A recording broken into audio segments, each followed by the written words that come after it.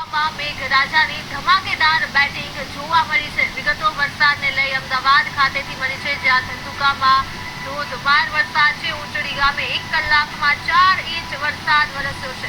પંથકના અનેક વિસ્તારોમાં મેઘમહેર યથાવત છે અને ધંધુકા શહેરમાં પણ 1.5 ઇંચ જેટલો વરસાદ વરસી ગયો છે।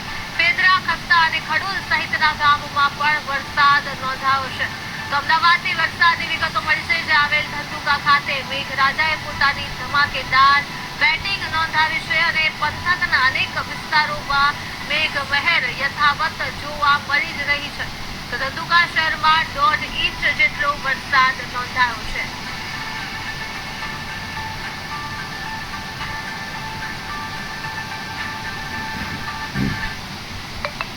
તો આ મુદ્દે જ આપણી સાથે સંવાદદાતા હરિઓમ સોલંકી જોડાઈ ગયા છે ફોન લાઈન પર। જી, ધંધુકા ખાતે ધોધમાર વરસાદ વરસ્યો છે, શું છે વધુ વિગતો?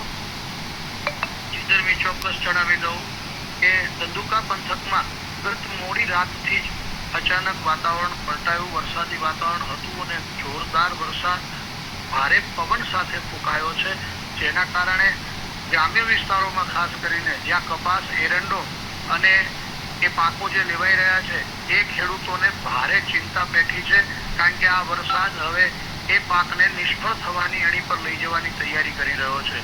અતિ ભારે વરસાદના કારણે ઉંચડીના ગ્રામ્ય વિસ્તારમાં માત્ર 1 કલાકમાં 3 થી 4 ઇંચ જેટલો માતબર વરસાદ વરસતા આ વિસ્તારમાં ખેતીના પાકોની નિષ્ફળતા નક્કી મનાઈ રહી છે।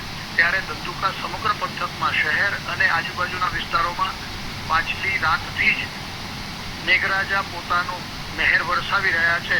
ધંધુકા શહેરમાં 1.5 ઇંચ વરસાદ પડ્યો છે। આજુબાજુના વિસ્તાર સાર્વત્રિક રીતે ધંધુકા પંથકમાં જો જોવામાં આવે તો 2 ઇંચ જેટલો વરસાદ સાર્વત્રિક રીતે સરેરાશ અહીંયા પડી ચૂક્યો છે। જી હરિઓમ, તમામ વિગતો બદલ આભાર।